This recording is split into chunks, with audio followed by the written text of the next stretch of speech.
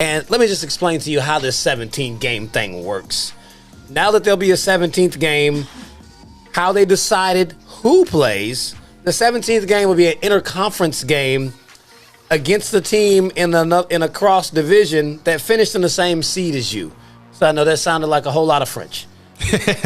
What that means is if you're an AFC team, you're going to play against an NFC team that finished in their division in the same seed as you. So if you won your division, say Buffalo won the NFC or won the AFC East, the AFC East is playing the NFC East, so they're going to play the winner of the NFC East because we don't play the NFC East this season. So that'll be the Washington football team. Stop myself. I almost called them those other guys. So, I mean, that's how it's going to go. So subsequently, the whole AFC East and NFC East play each other for whoever finished in their respective spots. And it's going to work that way all the way across the board. In addition to that, the AFC teams this year will host that game. So every matchup for the 17th game is going to be at the home stadium of the AFC team. Next year, it goes to the NFC, and it'll just rotate. Right. So, I mean, this is one of those things that the NFL has constantly done. It came out when the NFL first started, it was a 12-game season. In 1961, they moved it to 14 games. And then in 78, it moved to 16, as we've known it for most of our lifetimes. Well, all of mine, but most of everyone's. And now in 2021, we've added a 17th game to the season. So now, does this move, in your opinion, help or hurt the league? Unfortunately, so not even unfortunately, I think it's a double-edged sword because it's going to be helping the league because you're going to get more viewer time. You know, you're going to get more regular season football, and a lot of people are tripping about this because, oh my God, a whole nother game. But realistically, it just snapped a preseason game and put it in the regular season, you know?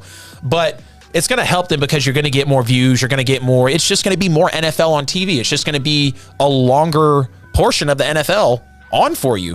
But the reason it hurts the league is, you know, you look at Alvin Kamara saying, like, that was dumb as hell. You have Darius Leonard on the herd saying, I would not like this move at all. I would not look forward to it. And here's why. Because I'm pretty sure these guys aren't going to get paid anymore for playing an extra game, are they? They're not, but it's essentially not an extra game. You cut a preseason game, so you're still playing the same amount of weeks. They just moved one. Right. Well, I think the thing for the players is we just have to play harder for an extra week. And the season has already come down to the nitty-gritty because if you think about it, the NFL is definitely just getting more and more competitive as the years go on. As the years go on, the athleticism, the fact that these quarterbacks are able to do what they're doing and at the young ages they're doing it at. And then you've got, you know, them expanding the playoffs, but now only the top seed gets it. So now that week 17 really does matter, now we're going to add on a 17th game to where you're going to be playing another team. And I don't think the players are going to enjoy that because these guys are already extremely taxed on their bodies. They are already going through hell day in and day out. There's a reason that the average lifespan of a running back in the NFL is like 4 or 5 years. These guys get absolutely demolished through the season. I mean, whether you're a second string, whatever the case may be, you're going to get a lot of taxing on your body. So these players are knowing what it's going to take out of them. And I think overall, they're just not enjoying what's to come because, like I said, it's just going to be more on them and they've already got enough to deal with. But it will help the league because it's just going to be more money for them at the end of the day. But I mean, they weren't blindsided by this in any way, shape, or form. Right. Complaining like it came out of nowhere. The collective bargaining agreement that they signed last year clearly stated that in 2021 they would implement a 17th game, and it is absolutely 2021. So they did it. It's like that's what they agreed upon when they signed it. Right. They got the money that they were looking for, and in turn, the league got the extra game. Yep. So, I mean, it's really only a help or hurt thing in the perspective of who we're talking about. The league officials, the owners, they're all making money. The players' revenue share. They get some of that money. Like they're not getting raises on their salary, but they do have a revenue share. So if more money is made, the players also get more money. Yep. So they will be getting a piece of this pie also. But from a broadcaster and a fan standpoint, this is amazing.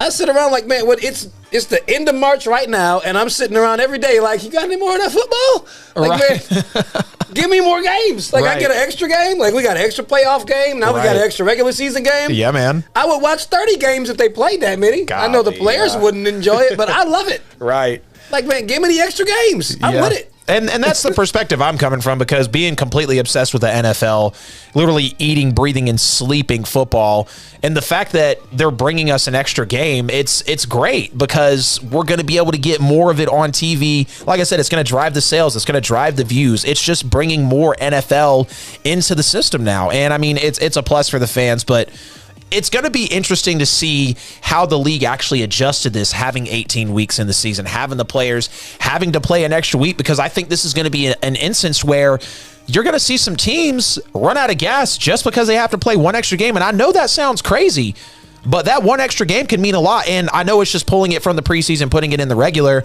but we know starters don't necessarily play in the preseason. And like I said, with them tightening the window up the 1 seed, but expanding the playoffs, and now we're going to an extra game, I think it's just more pressure to honestly decide where your starters are going to be at the time in the season, if they're going to be eligible and if they're going to be healthy enough to play that late in the year. Are you going to want to risk your starters? Is that 1 seed up for grabs? I mean, how do you feel like the league could adjust to this in terms of just overall adjustments for them? I mean, we may see load management when you're playing against teams that are perceived to be not that good. So, all right, I don't need to play all my guys, or even if you don't just pull them from the games, they won't be playing the entire game. You'll see guys play only the first half. Right. Sub out your running backs. Receivers may come out. You won't see that too tough for quarterbacks.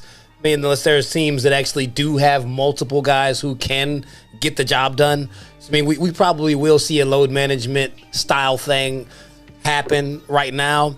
But, I mean, all in all, I think they actually addressed the parity of the league. They just made it a little bit more difficult for anyone to dominate. It's all right, now you got more games. Exactly. And you don't get a bye. What do you think this extra game is going to do for the record books? Right. So here you go. You've got when Adrian Peterson came back from the comeback year, coming back from the injury, or, coming into the comeback season, recovering from the ACL, and coming just a few yards from beating the rushing record. But a lot of people were griping about that because that was set when there were less games in the NFL.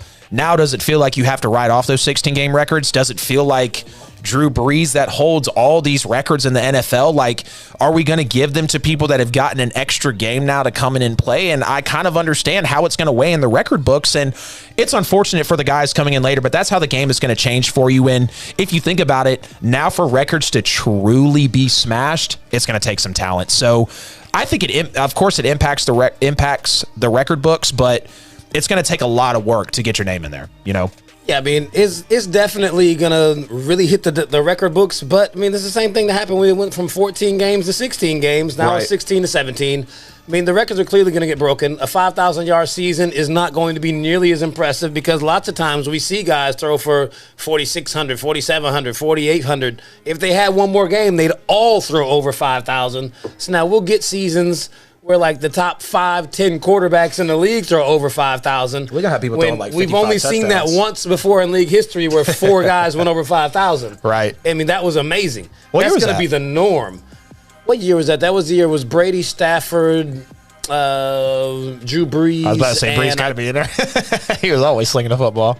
I can't remember who the 4th guy was. It wasn't Aaron Rodgers because he's never thrown over 5,000. That's crazy. I don't know who the other 5,000-yard person was, but I know it was those 3. Yeah. Somebody else, I missed him. It'll come to me. Yeah. But, I mean, the records, they're meant to be broken. I mean, that's going to be what it is. It'll be a testament to you to be able to stay healthy through a 17-game season to actually break any records. Exactly.